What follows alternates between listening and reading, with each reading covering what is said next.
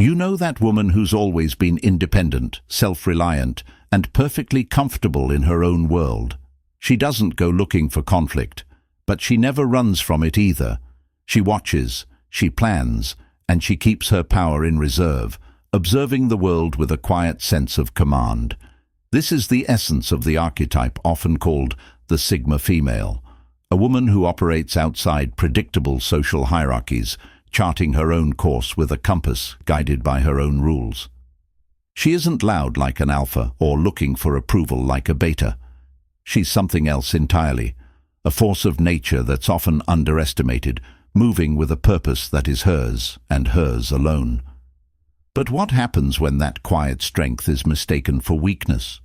What happens when her boundaries aren't just tested, but completely shattered? When she's pushed, cornered, and left with no choice but to unleash the full, untamed force of her will? A totally different energy awakens. A switch flips. The calm observer steps back, and in her place, a warrior rises. She stops just surviving and starts conquering. A storm that's been gathering on the horizon finally makes landfall, and the landscape is changed forever. So today, we're exploring the 8 savage things that happen when a Sigma female stops playing defense and goes full Viking mode. 1. She enters focused, monk-like warrior mode. When the Sigma female reaches her limit, she doesn't explode. She condenses, like a star collapsing into something denser and more powerful. The outside world mistakes the silence for defeat, but it's a sacred recalibration, a tactical stillness that turns chaos into clarity. She pulls back from the noise on purpose, letting non-essential obligations fall away. Calls, notifications, invitations, the constant hum of other people's agendas. This isn't isolation, it's incubation. She's not running from anything. She's moving towards something sharper, cleaner, and deadlier. She rebuilds her days with monastic discipline, early mornings, single task focus, ruthless time blocks, non-negotiable sleep, nutrition as fuel, movement as a ritual. She replaces distraction with devotion. Every action earns its place or gets eliminated. Her environment follows suit. Clean desk, clean room, clean energy. No clutter, physical or mental, survives this purge. The analysis becomes cold and precise. She reverse engineers the situation. What patterns enabled the breach? Where did time leak? Who had unvetted access? What boundaries felt soft? She doesn't dramatize, she diagnoses. Journaling becomes a weapon, not a diary. She maps triggers, charts decisions, and tracks emotional cycles to ensure nothing repeats by accident. This is where she audits her inputs, music, media, conversations, and trims everything that doesn't fortify her intent. She studies, she plans, she strengthens, she breathes. Meditation shifts from nice to have to daily non-negotiable, stillness as steel, breath as blade. Her relationships get temporarily triaged, not ghosting, guarding. The gate stays closed while the fortress is fortified from within. She invests heavily in skills that compound: deep work capacity, strategic thinking, conflict navigation, financial independence, and embodied resilience. She embraces boredom as a training ground for power. She stops dosing herself with cheap dopamine and reclaims her focus like a sovereign. This phase isn't about appearing strong, it's about becoming undeniable. She doesn't post about it, she doesn't announce the comeback. She understands that true leverage grows underground. The longer she remains quiet, the more potent the eventual strike. Her self-talk evolves from survival to supremacy. Not, "Can I handle this?" but "How do I convert this into advantage?" She reframes pain as raw material. She reframes pressure as proof she's leveling. She reframes solitude as sacred ground. When she finally steps back into the arena, nothing is random. Her calendar obeys her goals. Her body obeys her mind. Her mind obeys her mission. People claim she changed overnight, but that's only because they weren't there for the ritual, the early mornings, the heavy thinking, the relentless pruning. She was never hiding, she was honing. The difference between retreat and collapse is intention, and her intention is war-level precise. Monk mode isn't a mood, It's a forge. What emerges from it doesn't negotiate with chaos, it commands it. 2. She becomes ruthlessly selective with relationships. When the Sigma female goes Viking, her social world reorganizes around one principle: strength at the perimeter requires strength at the center. She stops treating relationships like hobbies and starts treating them like alliances.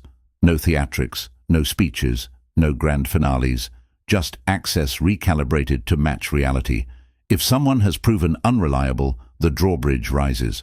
If someone has diluted her focus, the current is cut. This is not cruelty. This is conservation of energy, attention, and trust. She evaluates people the way a commander evaluates a shield wall. Are they stable under pressure? Do they hold formation? Do they signal early when they're overwhelmed, or do they crack and blame? Consistency begins to matter more than charisma. Character weighs more than charm. Loyalty outprices likability. She notices who claps in public and who supports in private.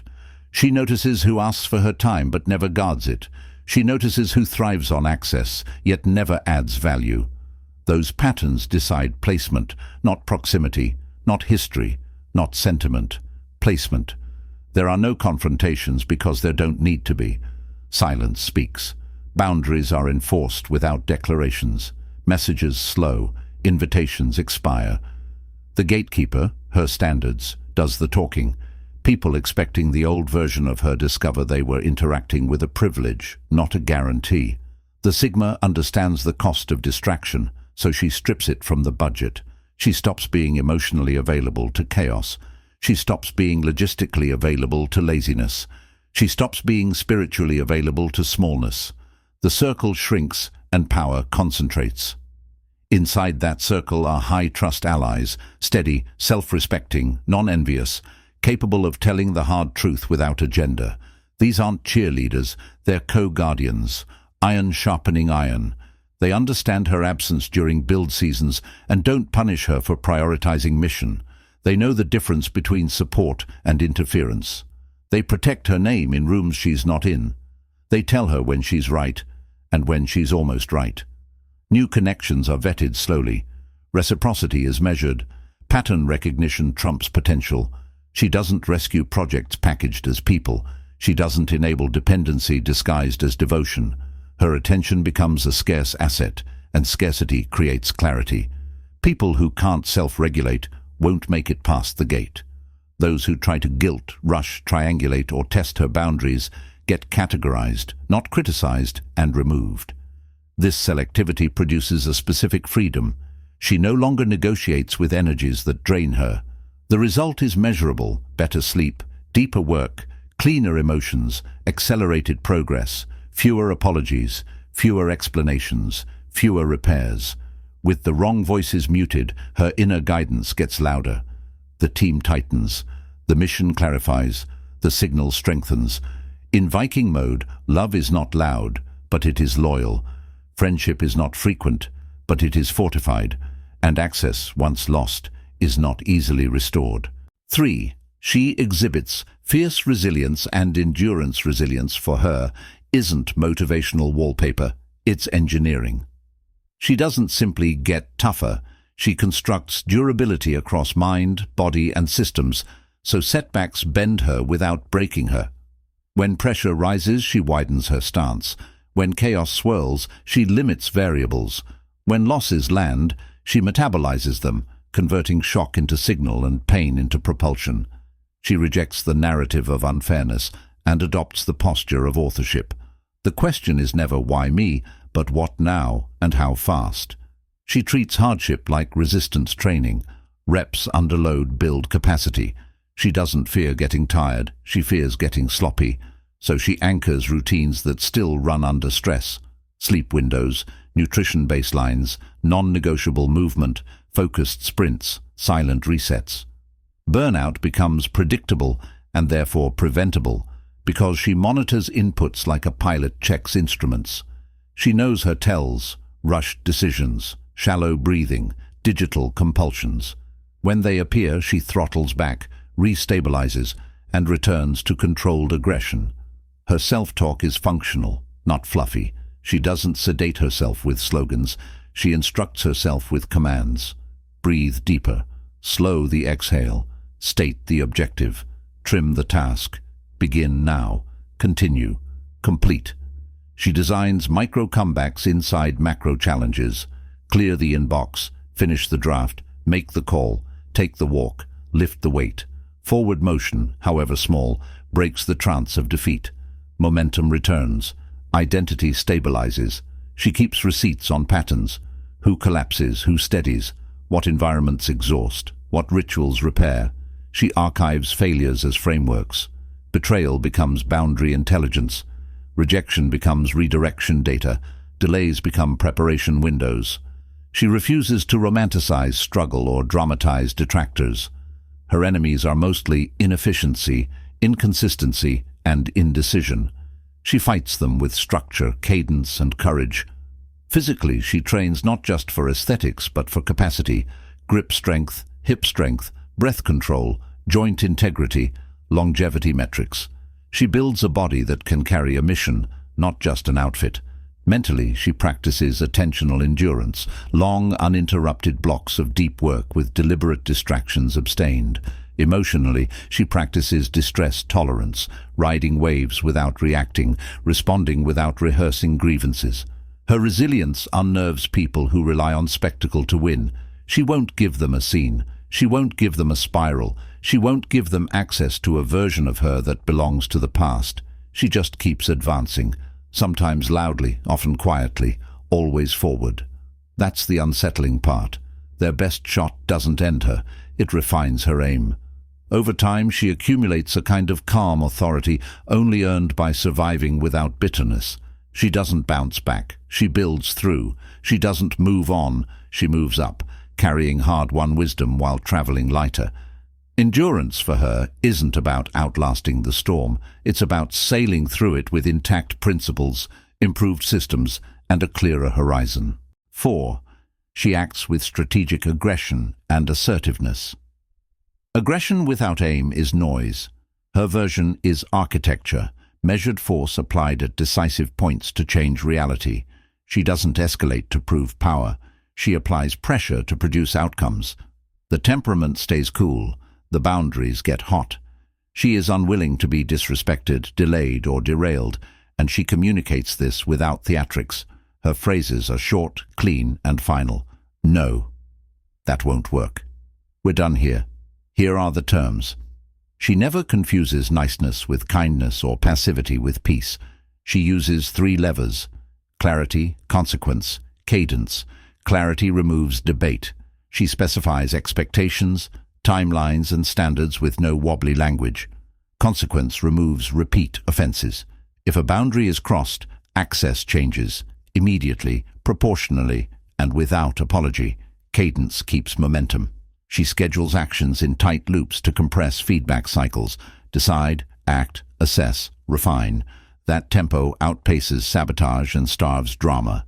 Strategic aggression means she chooses battlegrounds and angles. She does not fight where others are strongest. She shifts terrain to where competence is king: documentation, data, delivery. When undermined, she doesn't flail. She files. She gathers receipts, builds timelines, and lets facts do the heavy lifting. She goes over, around, or through bottlenecks, whichever is fastest with the least collateral. Her goal isn't to win the moment, it's to win the map. In meetings, she trades volume for vector. She asks surgical questions that expose weak logic, shifts discussions to decision trees, and refuses circular talk. If someone interrupts, she holds the floor with calm repetition. As stated, if someone gaslights, she anchors to specifics, dates, numbers, agreed terms. She never surrenders precision for approval. Her assertiveness extends to self-advocacy. She negotiates compensation, scope, and timelines like a strategist, not a supplicant. She names the value, names the trade-offs, and names the walk-away point, and actually walks when necessary. She doesn't use anger to spark action. She uses alignment. When something is off mission, she cuts it. When something is bottlenecked, she restructures it. When something is mission-critical, she protects it with intensity. This mode scares people who benefit from her compliance. good. Fear isn't the aim, but clarity is, and clarity often feels like shock to those accustomed to exploiting vagueness. She imposes order not with volume, but with vectors. The more strategic her aggression, the fewer fights she ever needs. Results become the rebuttal. Delivery becomes the deterrent. Competence becomes the quiet thunder that ends debates before they start. She isn't here to punish. She's here to prevent repeat wars. The fastest way to peace is decisive victory, and the fastest way to decisive victory is disciplined force, applied at the right time, in the right measure, for the right reason. 5. She perfects the art of silence and observation. Silence becomes her pressure multiplier. In a world addicted to reaction, she withholds the commodity everyone tries to harvest: attention. Not to be coy, but to collect data uncontaminated by noise. She listens for patterns others talk over. She watches micro-expressions, timing, inconsistencies, the gap between claims and calendars. She notes who mirrors values versus who mimics language. She lets people reveal themselves at their natural pace, because given time and space they always do. In conflict, she declines the invitation to perform. Provokers crave a scene. She offers a void. In that void, their tactics escalate into visibility. They over-explain, overreach, overplay. Her silence becomes a mirror they can't stop looking into. Meanwhile, she documents times, dates, versions, agreements. She collects receipts without announcing she's collecting. When she finally speaks, it's not to argue opinions, it's to present evidence. Her questions are scalpels. What problem does this solve? What constraint are we ignoring? What's the failure mode? What are the criteria for done? Each question tightens the frame. Vague talk withers under specific inquiry. Meetings shorten, decisions sharpen, emotional fog clears. She leverages pauses the way archers leverage breath, releasing words only on the exhale, only when lined up with intent. Silence also restores signal. She curates inputs ruthlessly. No outrage cycles, no doom scrolling, no low-grade commentary in her head rented out to strangers' opinions.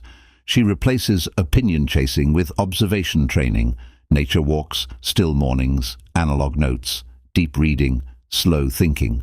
She lets insights arrive instead of yanking at them. She trusts the mind more when it's not caffeinated by crisis. In negotiation, she speaks last and little. She lets others anchor themselves too low or promise too much. She notices the tells, the need to fill space, the fear of losing face, the inability to tolerate waiting. Power often belongs to the person most comfortable with quiet. She is very comfortable. In relationships, silence helps her distinguish between intimacy and intensity. Intimacy holds in quiet. Intensity requires noise. She pays attention to how people treat stillness. Do they get curious, or do they get cruel? Do they listen, or do they lunge? Answers arrive without her asking. Her silence is not absence, it's presence with edges. It says, attention is earned, not assumed. Response is strategic, not compulsory. Words are tools, not tethers. She doesn't hoard speech, she hones it. When she finally deploys it, it lands with gravity, because it's backed by observation, not impulse. Stillness becomes stance. Observation becomes advantage. Quiet becomes command. 6. She moves with speed and efficiency once analysis is complete. Hesitation dies. Speed becomes a philosophy, not a personality trait. Velocity with verification. She front-loads thinking so execution can be ruthless. Plans convert to sprints. Decisions are time-boxed. She sets deadlines that compress focus and eliminate dithering. The window opens, she sails through. Others are still workshopping their courage while she's shipping results. Her workflow is lean. Define the outcome, identify constraints, pick the simplest viable path, start immediately, iterate fast. She breaks ambitions into executable packets and stacks them. She kills committee brain. She favors drafts over discussions, prototypes over promises, delivery over declarations. If it's not moving the mission, it's moving out of her calendar. She automates and templates everything repeatable, messages, briefs, checklists, onboarding, debriefs. She batches shallow work. She isolates deep work. She schedules energy, not just time. Heavy cognitive loads when she's fresh, administrative flights when she's light, recovery before she's wrecked. Meetings are short, specific, and sparse. If a meeting can't state a decision to be made, it becomes an email. If an email exceeds 5 lines, it becomes a doc. If a doc lacks an owner, it gets a number. Speed doesn't mean hurry. It means fewer handoffs, fewer dependencies, fewer approvals. She designs for momentum, single-point accountability, clear metrics, immediate feedback. She doesn't wait to feel ready. She uses action to generate readiness. She embraces good enough to test and refuses perfect enough to start. Quality rises because cycles increase. Learning compounds because exposure increases. She fails fast and cheaply, then scales what works with unapologetic focus. In life moves, the same pattern holds. She leaves the job. She ends the draining tie.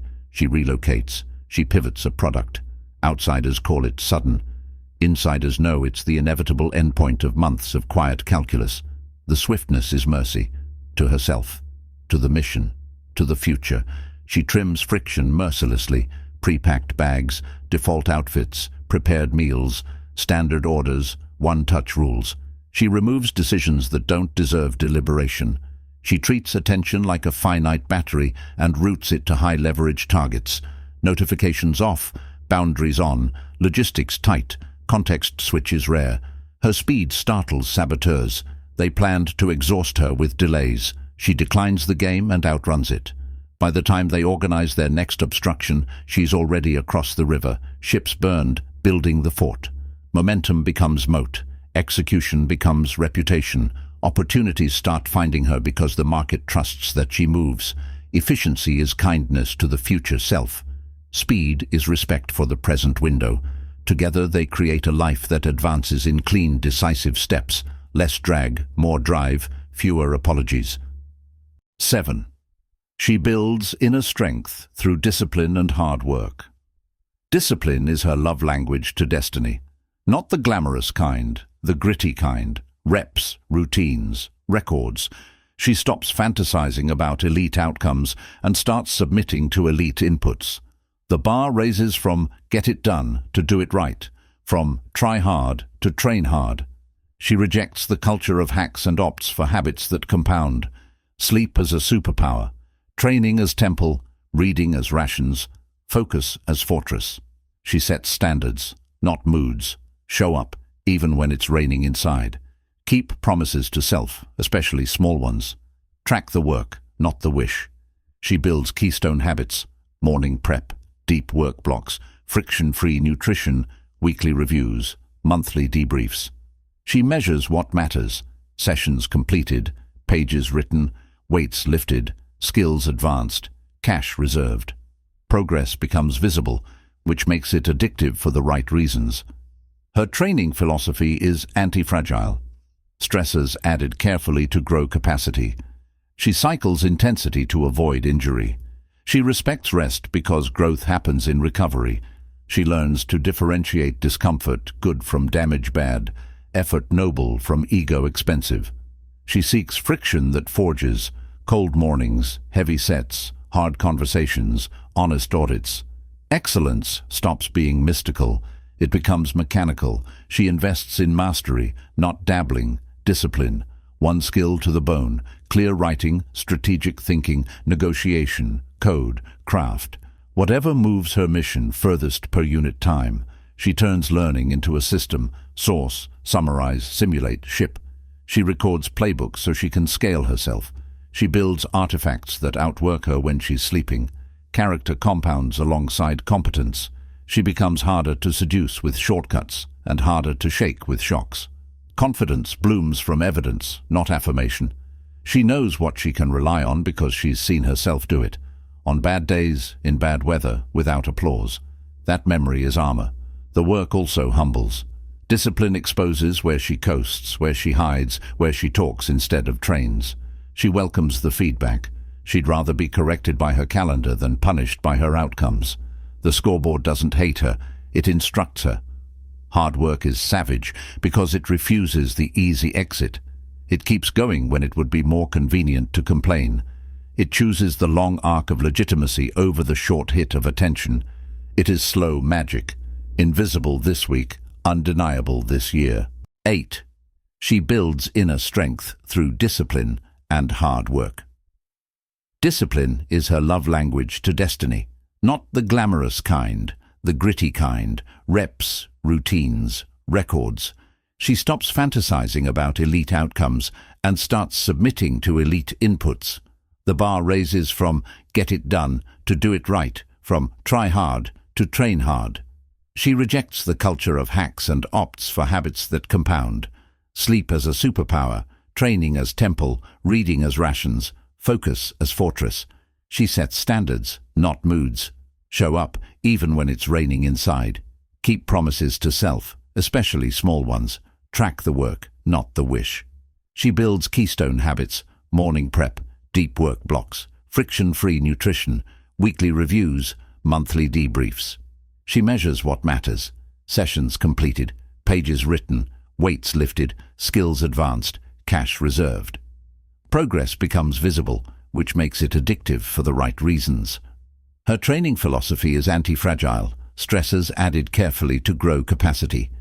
She cycles intensity to avoid injury. She respects rest because growth happens in recovery. She learns to differentiate discomfort good from damage bad, effort noble from ego expensive. She seeks friction that forges, cold mornings, heavy sets, hard conversations, honest audits. Excellence stops being mystical. It becomes mechanical. She invests in mastery, not dabbling, discipline. One skill to the bone: clear writing, strategic thinking, negotiation, code, craft, whatever moves her mission furthest per unit time. She turns learning into a system: source, summarize, simulate, ship. She records playbooks so she can scale herself. She builds artifacts that outwork her when she's sleeping. Character compounds alongside competence.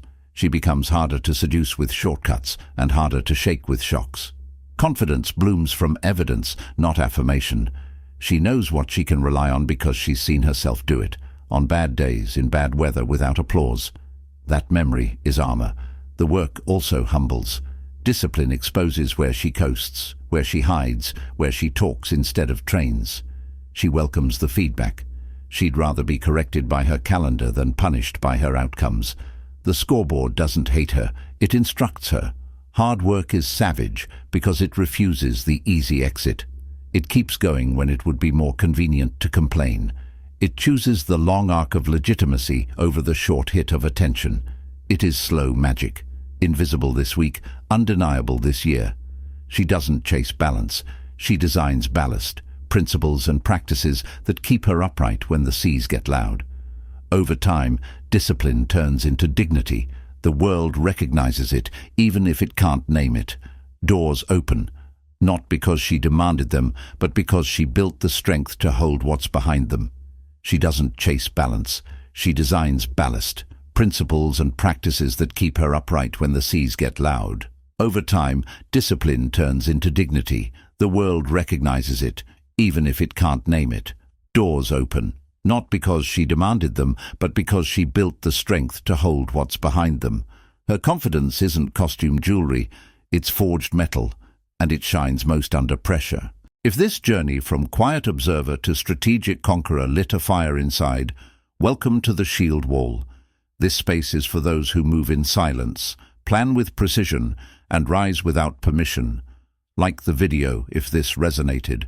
Subscribe to join a community that understands sovereignty over spectacle, substance over noise, and discipline over drama. Hit the notification bell so every deep dive into the Sigma mindset reaches the ones it's meant for, those who are building themselves brick by brick, blade by blade. Now share this. Which of these 8 transformations have already awakened in your life? Where did monk mode change your trajectory? Which boundary did you set that rewired everything? Drop a comment and add your chapter to this saga. The ones watching quietly from the back row need to hear it. Your story might be the battle map someone else needs right now. The Sigma female doesn't seek the throne. She builds a realm. She walks alone when needed, stands with a few when it matters, and bows to nothing but her own code. When she's pushed to the edge, she doesn't unravel. She reforges. The quiet watcher becomes a strategist. The strategist becomes a warrior, and the warrior becomes a builder. She withdraws into monk-like clarity, fortifies her circle into a loyal shield wall, alchemizes pain into endurance, and wields precise strategic aggression without wasting a single word or second. She chooses radical independence, perfects the power of silence, and moves with speed that looks shocking to those who confuse hesitation with wisdom. Above all, she builds inner strength the only way strength is ever built, through discipline, dignity, and work no one sees. Viking mode isn't rage, it's refinement. It's the clean burn of purpose. It's the end of apologizing for limits and the beginning of enforcing standards.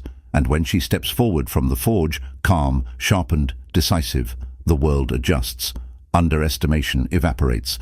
Access narrows. Mission expands. She doesn't just survive the storm, she sails it, maps it, and names it. For those who know, no explanation is needed. For those who don't, no explanation will do. The Sigma female in full Viking mode is not a metaphor. She is momentum. And momentum, once claimed, does not ask for permission.